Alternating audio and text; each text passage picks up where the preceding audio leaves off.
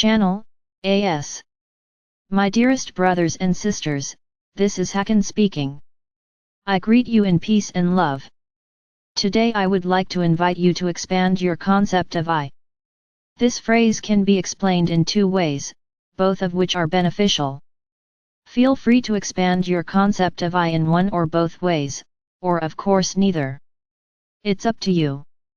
The first way of looking at this phrase is that it is an invitation towards unity consciousness, which is the consciousness that ultimately all is one. You can think of a spectrum with separation consciousness at one end, which is the consciousness of only I am me, everyone else is separate from me. On the other end of the spectrum is unity consciousness. Going from separation consciousness to unity consciousness, you encounter positions such as my family and friends are more or less part of me too. You also encounter the position, this group of humans is more or less part of me, including strangers who fall in that group. However, that group of humans isn't part of me and I don't mind when they're experiencing hardships. When going along the spectrum, you also encounter the position, I care about all humans and all animals, but I don't care about non-living creation except insofar as it serves living beings. And finally you reach unity consciousness. So one interpretation of expanding your concept of I is moving along that spectrum, towards unity consciousness. The difference in spiritual talent varies greatly among Earth humans, so if you haven't experienced the following yet, that doesn't automatically mean you're doing anything wrong. Still, some spiritual people have experiences of oneness and unity, or perhaps experiences of telepathy or mind reading or touching someone's mind, or experiences that the thoughts they perceive clearly aren't coming from them. For example, the channeler once looked a woman in the eyes and perceived the thought, I need to shave my legs tonight. This wasn't his thought, it was hers, even though it sounded just like his own thoughts. Such experiences make it crystal clear that all is one. After all, the reason why it's possible to read someone's mind is that you and them are not actually different beings. In reality, all is one. Although we still advocate for respecting other people's free will. This is also why there is a collective Earth human subconscious that affects every Earth human. Once you see the world as other people being part of you, then helping them just becomes common sense, in the same way that you'd help your left hand if it was hurt. It's almost not even altruism anymore at that point, although others still benefit. Of course, even if you haven't had these kinds of spiritual experiences, you can still treat other people as if they are part of yourself, which means that you don't sacrifice them for your own benefit, but you also don't sacrifice yourself for their benefit. It benefits humanity when people treat each other as if they are part of themselves. The second way of looking at this phrase is to include your soul and subconsciousness and emotions and inner parts of you in your definition of I. What do we mean? Well, people on Earth may experience a so-called negative feeling and then think something like go away.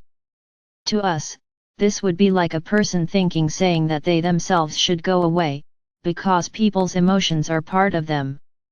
This is what we mean by including your own soul and subconsciousness and emotions and inner parts of you in your definition of I. Or a person's inner child or wounded part may surface and communicate, I don't want to do this. Often this inner part is either completely ignored and the inner part of that person is bulldozed. And so the person bulldozes themselves. Of course you can't always indulge your inner child. But often you can find a solution that makes your inner child at least partially satisfied, as we'll discuss in more detail later. I'm not judging you for often bulldozing parts of you. I know Earth is incredibly tough. I also know you were taught illusions and distortions as a child, by parents who themselves were taught those illusions and distortions when they were a child. Still, to us, this self-bulldozing is pretty strange behavior. If I saw a Pleiadian brother or sister of mine go away to their own emotion or inner part, i.e. to themselves, then my first thought would be something like, why is he or she self-harming? What I think would be healthier is either just observing your emotions or inner part, or if an inner part of you is unhappy to communicate with it, ask it what it wants and try to accommodate its needs at least partially, because it is you, and its needs are your needs, after all. Sometimes you have to do something that a wounded part of you doesn't like, but it's still useful to be aware of that, so that you can observe what is going on internally, what you're feeling, you're healing. Your inner part may have some useful input or insight, or it can point to an area in your life that can use healing or improvement. For example, maybe your inner part doesn't want to go to work, but it may simply not be a good idea to skip work. However, maybe your inner part has a point that you should communicate boundaries to this other person at work, or ask for help with a certain project, or plan some you time next weekend, or something like that. Let's go back to our phrase of, expand your concept of I. Most Earth humans only consider their physical body and their conscious mind to be them. To be sure, those are part of you, but I think it may be helpful to also include your soul and subconscious and your emotions and your inner parts as part of yourself. If you truly grasp this, then experiencing so-called negative emotions will no longer seem like something outside of yourself is bothering you. Instead, experiencing so-called negative emotions is an opportunity to observe part of yourself and therefore, partially, heal. It's an opportunity for growth. A potentially challenging or painful opportunity, sure, but an opportunity nonetheless. You will also understand manifestation on a deeper level. Earth humans have asked, why can't I manifest what I want? Well, what's the definition of I that you're using here?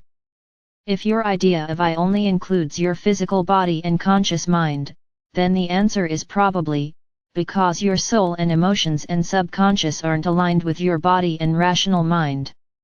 They're actually part of you too, and should be included in your definition of I. This doesn't mean that you should blindly follow your emotions, but it's better to observe them when they arise than to bulldoze them, even if they're unpleasant emotions. If you take your soul and emotions and subconscious as part of yourself, and you observe, for example, resentment or judgment in yourself towards rich people, then a light bulb could go off in your head. It may be the case that I struggle to manifest wealth because I am in resistance to wealth. Once you expand your concept of I, then your attention may shift from trying to change the outer world, to trying to achieve inner alignment first and only then trying to change the outside world. And that's a much more productive focus, both in general as well as when it comes to manifesting. Because once you have achieved this inner alignment, both manifesting and changing the world in the conventional way will become much easier. How do you achieve this inner alignment? Well, there are a lot of options, but one thing that helps is just observing whatever comes up in you.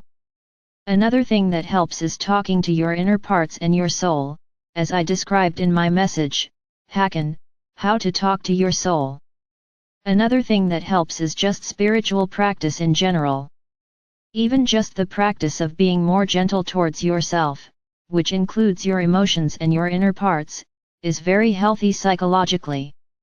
Likely you will become more gentle and emotionally safer towards yourself if you take your emotions and inner parts and your soul and your subconscious to be a part of you, even the so-called negative or painful bits. So that is my invitation for today, to expand your concept of I. I love you endlessly and unconditionally. Your star brother, Hakann for Era of Light.